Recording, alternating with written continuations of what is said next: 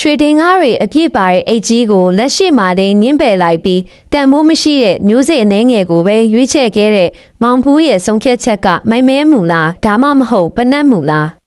စိတ်ဝင်စားစရာဆက်လံတိတ်တွေကိုအမြဲနားဆင်နိုင်ဖို့ကျွန်တော်တို့ရဲ့ Tazin Story Channel ကို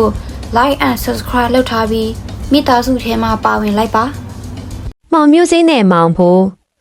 ဟိုရှိတုန်းကတောအုပ်ကြီးတစ်ခုရဲ့အဆက်မှာရှိတဲ့ရွာလေးတရွာမှာမောင်ဖိုးဆိုတဲ့လူငယ်လေးတစ်ယောက်ရှိပါတယ်။မောင်ဖိုးဟာအင်မတန်စည်းရဲပေမဲ့စိတ်သဘောထားကောင်းပြီးအလုပ်ကြိုးစားသူတစ်ယောက်ပါ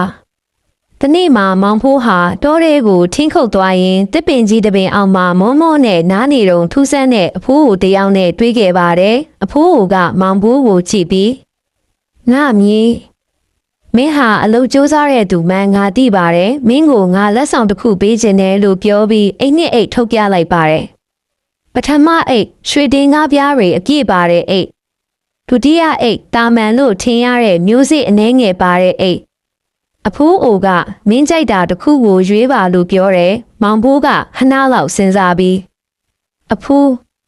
ရွှေတင်ကားတွေကတော့အခုချက်ချင်းသုံးလို့ရပေမဲ့ကုန်သွားရင်ဘာမှကြံမှာမဟုတ်ဘူးဒီမျိုးစေ့တွေကိုစိုက်ပျိုးရင်တော့ကျွန်တော်တစ်သက်လုံးအတွက်အစာအာဟာရရနိုင်ပါတယ်ဒါကြောင့်ကျွန်တော်မျိုးစေ့အိတ်ကိုပဲယူပေးရစီလို့ယဉ်ကျေးစွာပြန်ပြောလိုက်ပါတယ်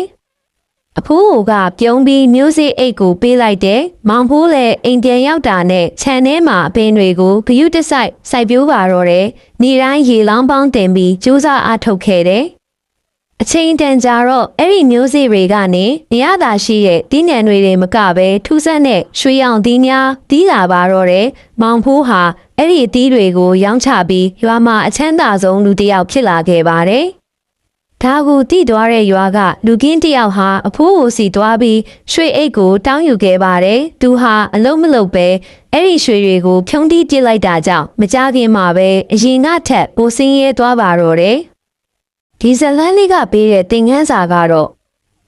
လွယ်ရတာထက်စူးစမ်းရတာကပုံမြဲတယ်ဖြက်လန်းနည်းနဲ့ရတဲ့စီစဉ်ဟာကြားရှိမခံပါဘူးကိုယ်တိုင်စူးစမ်းအားထုတ်မှုကြောင့်ရတဲ့ရလက်ကသာတစ်သက်လုံးခိုင်မြဲစေတာပါ